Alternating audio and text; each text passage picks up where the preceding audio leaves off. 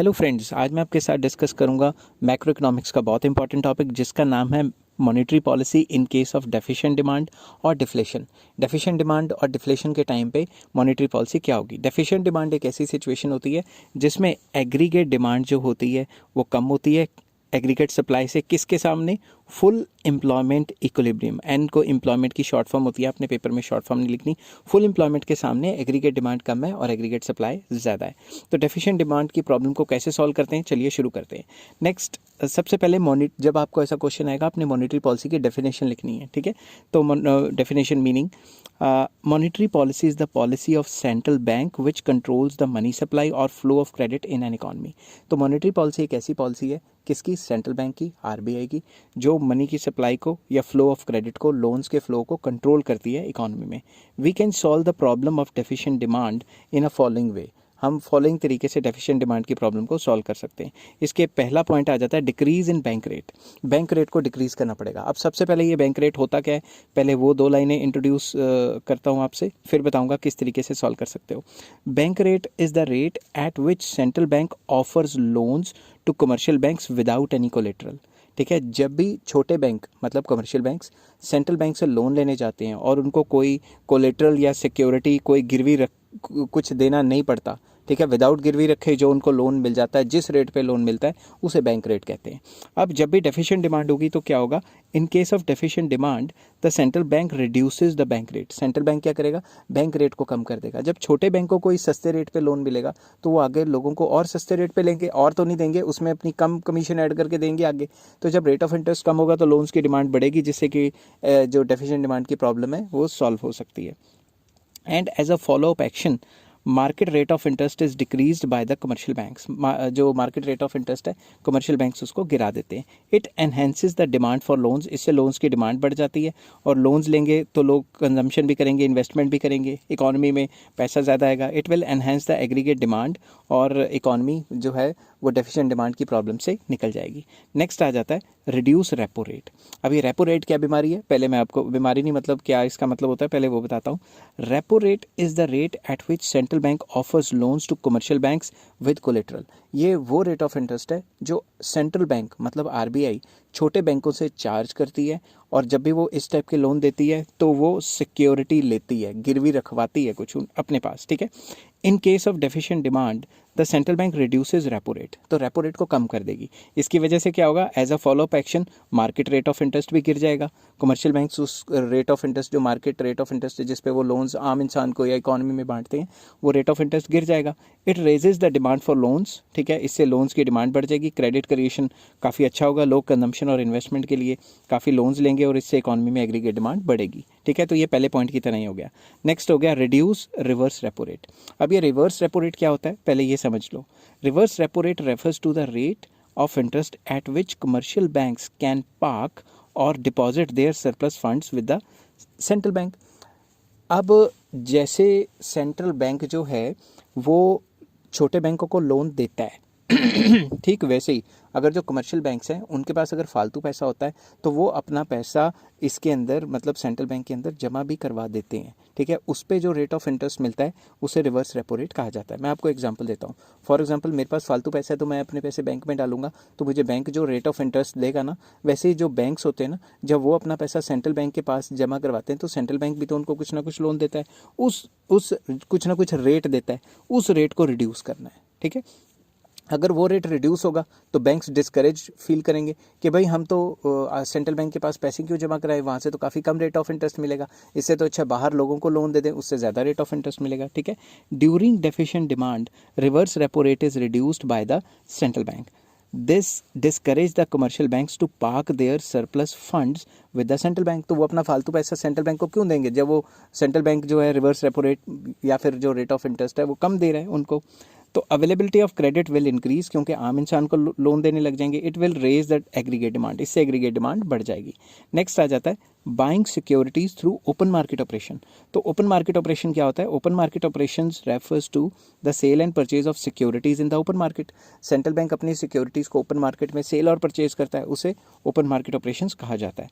But during deficient demand के time पे क्या होता है, securities are bought by the central bank. जिन जिन के पास सिक्योरिटीज़ होती हैं, गवर्नमेंट सिक्योरिटीज़ होती हैं, जो आरबीआई ने या सेंट्रल बैंक ने बांटी हुई हैं, बेची हुई हैं, उनको कहता है कि भाई मैं बाय करने लगा हूँ, आप मुझे वापस कर दो, टू रेज द लिक्विडिटी। तो जब भी जो जो सिक्योरिटीज़ बेची हुई हैं, किसने बेची हैं, जो सिक्योरिटीज़ सेंट्रल बैंक ने आम इंसान को या फाइनेंशियल इंस्टीट्यूशंस को या बैंकों को बेची हुई हैं, अब वो बाय बैक कर लेगा। तो जब जैसे ही बाय बैक करेगा तो इकोनॉमी में पैसा आ जाएगा, क्योंकि सिक्योरिटीज़ लेगा और पैसे देगा।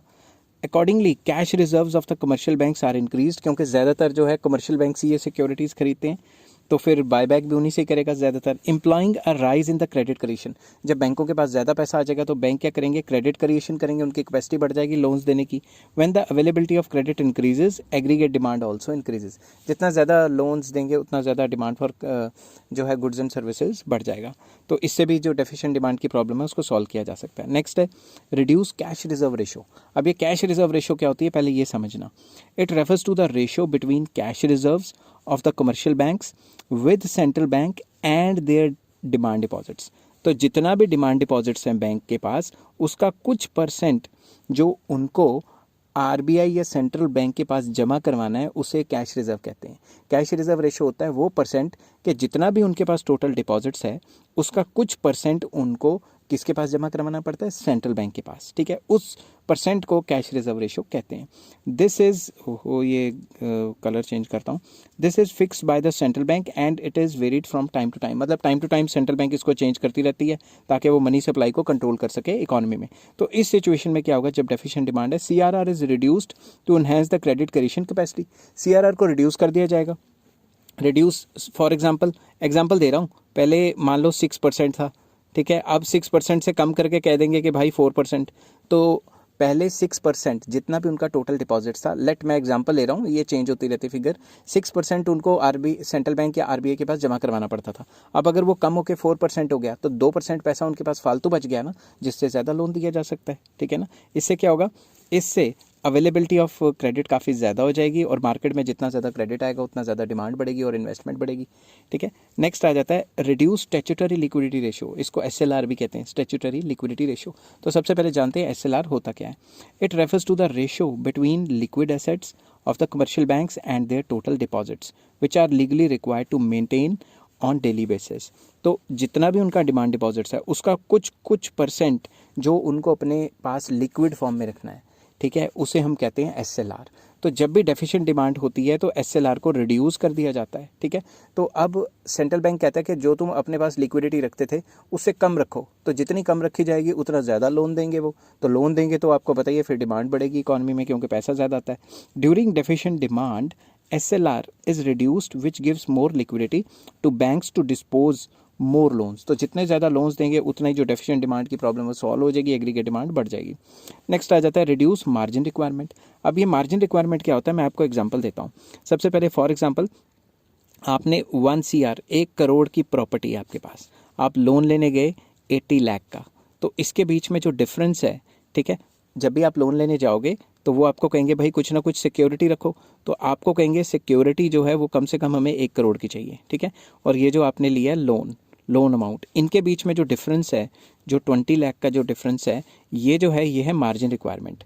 तो जब भी मार्केट में अवेलेबिलिटी ऑफ लोन ज़्यादा करना होता है तो मार्जिन रिक्वायरमेंट को रिड्यूस कर दिया जाता है, ठीक है। ये 20 लाख हो गया ना। ऑन द अदर हैंड अगर लोन को डिस्करेज करते तो कह देते सिक्योरिटी 1 करोड़ की नहीं, अब 2 करोड़ की सिक्योरिटी जमा कराओ, तो 2 करोड़ माइनस 80 लाख, तो इसका जो गैप है वो बढ़ा दिया गया ना, ताकि आम इंसान लोन ही ना ले पाए, ठीक है। तो मैं पढ़ता हूँ इसको, the margin requirement refers to the difference between current value of security offered for loan, ये वाली current value of security, and the value of loan granted. तो लोन ग्रांटेड और जो गिरवी रख रहे हो उसके बीच में जो गैप होगा, ये वाला गैप, उसे हम कहेंगे मार्जिन रिक्वायरमेंट। तो margin requirement is reduce to raise the demand for credit which enhance the aggregate demand, जिससे एग्रीगेट डिमांड जो है वो एनहेंस हो जाएगी और इन्फ्लेशन आ जाएगी, जो डिफ्लेशन है, थोड़ी महंगाई हो जाएगी, ठीक है। वैसे तो ये लिखने का यहाँ पे मतलब नहीं है, वैसे यहीं तक आप लिख सकते हो कि इससे एग्रीगेट डिमांड बढ़ जाएगी, ठीक है।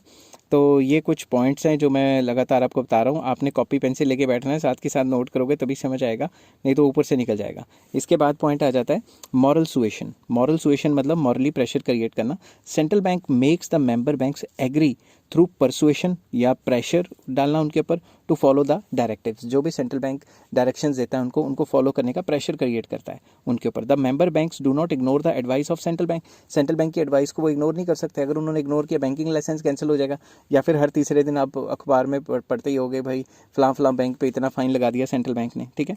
तो moral pressure is exerted by central bank on the commercial banks to dispose more loans which will raise aggregate demand. तो ऊपर से प्रेशर आता है कि लोन दो लोन दो लोन दो, इसलिए तो कभी कभी आपको फ़ोन कर कह देते हैं लोन तो नहीं चाहिए लोन तो नहीं चाहिए, मगर जब आपको असल में चाहिए होता है आप बैंक के पीछे भागते हो और आपको लोन ही नहीं देते, ठीक है। नेक्स्ट आ जाता है withdraw credit rationing. Credit rationing होता था क्रेडिट कोटा बना दो कि इतना परसेंटेज सेक्टर को इतना परसेंटेज सेक्टर को, ये जो कोटाज बनाए थे इसको ख़त्म कर देना है, ठीक है। तो इसमें क्या है, rationing of credit refers to fixation of credit quotas for different business activities. But इस सिचुएशन में क्या होगा, credit rationing should be withdrawn to enhance the availability of credit और लोन्स। क्रेडिट राशनिंग को विड्रॉ कर लिया जाएगा ताकि जो भी लोन लेने आए उसे लोन दे दिया जाए, क्योंकि मार्केट में तो ऑलरेडी जो है डिप्रेशन की सिचुएशन हो गई है और एग्रीगेट डिमांड काफ़ी कम है। It will raise the aggregate demand in the economy. इसकी वजह से एग्रीगेट डिमांड बढ़ सकता है। आई होप ये वीडियो आपको पसंद आई होगी। अगर पसंद आई हो तो please like share and subscribe.